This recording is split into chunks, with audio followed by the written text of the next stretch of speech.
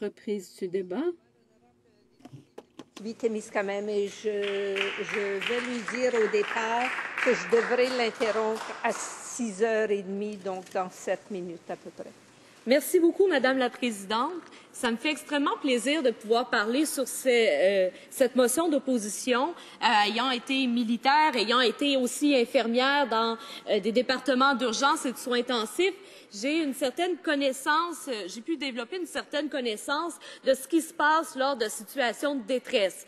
Donc, je crois que pour moi, c'est particulièrement important de pouvoir m'exprimer. Lorsqu'on parle de cette motion-ci, on parle de deux connaissances, de capacités qui sont essentielles à avoir une efficacité. On parle de la connaissance de la situation et des services locaux et, bien sûr, la capacité de communiquer dans la langue principale de la communauté qu'on dessert. Donc, ces deux capacités sont des aptitudes essentielles pour être efficaces. Et lorsqu'on parle de recherche et sauvetage, lorsqu'on parle de sauver des vies, il faut être conscient que chaque minute compte. 3 minutes de plus peuvent suffire à ce qu'une personne, on la ramène sur la rive, morte à la place de vivante. Donc, on parle de choses très concrètes, on parle de vie humaine.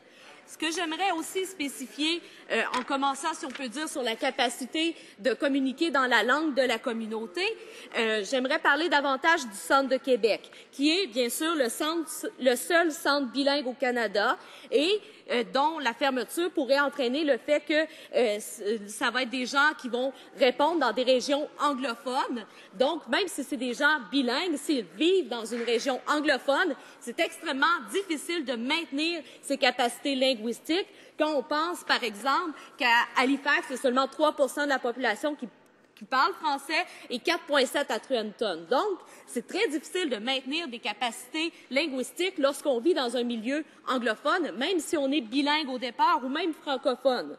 Il faut comprendre que lorsqu'on ne parle pas fréquemment français, on perd un petit peu les expressions communes, les expressions familières que les gens vont utiliser. C'est très dommageable parce que lorsqu'on parle d'un appel de détresse, les gens ne nous parlent pas dans un langage correct. Ils parlent, ils paniquent, ils utilisent des expressions, ils vont dire « mon chum est en train de pisser le sang, envoie-moi quelqu'un au plus sacrant ». Ça ne sera pas un très beau français. Désolée, Madame la Présidente, si j'ai utilisé des mots un peu moins évidents. Il faut comprendre aussi que lorsqu'on parle d'appel de détresse, il va y avoir des interférences sur la ligne.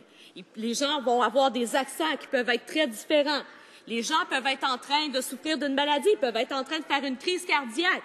Donc, imaginez, si déjà vous faites juste vous débrouiller en français et que quelqu'un vous parle avec des interférences sur la ligne, en utilisant un accent et en plus qui vous parle d'une voix très essoufflée parce qu'il est en train de faire une crise cardiaque, ça va être très difficile à comprendre, Madame la Présidente, et c'est pour ça qu'il est essentiel qu'on maintienne un centre francophone dans une région en français. Et j'aimerais spécifier aussi que même si, pour ma part, je suis bilingue et je suis capable de comprendre tous mes honorables collègues ici, si un de mes honorables collègues me parle en étant en train de faire une crise cardiaque en anglais avec une voix essoufflée, avec des interférences à travers une radio, bien, même si je suis bilingue au départ, il y a bien des chances que j'ai de la misère à le comprendre, que je lui fasse appeler des mots parce que je ne suis pas sûre d'avoir bien compris et qu'on perde du temps pour agir, donc pour lui sauver la vie.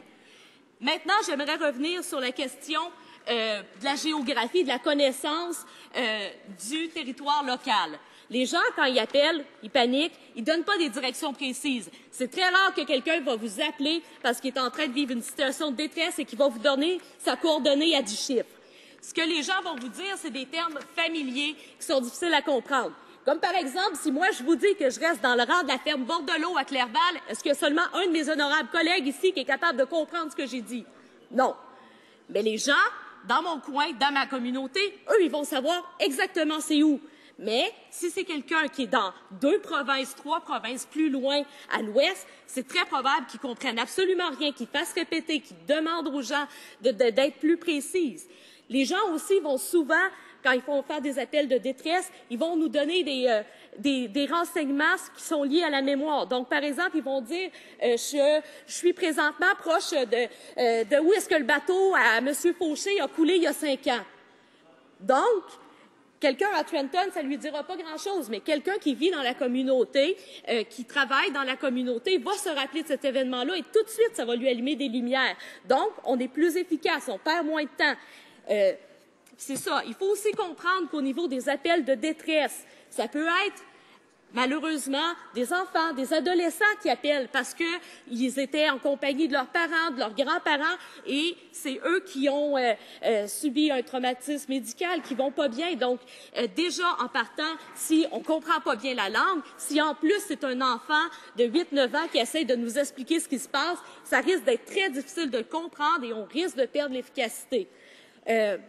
Donc, c'est plusieurs points. Ce que je veux rappeler aussi à tous mes honorables collègues, c'est lorsqu'on parle de vie humaine, pour moi, on ne doit jamais mettre les chiffres par-dessus ça. On parle de vie humaine. Pour moi, la vie n'a pas de prix et je crois que tous mes honorables collègues, si ce serait leur enfant, si ce serait leur conjoint qui serait en situation de détresse, ils aimeraient bien que les gouvernements précédents, les gouvernements qui ont appliqué les lois, qui ont appliqué les politiques, aient choisi de ne pas se fier aux chiffres et de choisir une situation qui va sauver le plus de vies possible.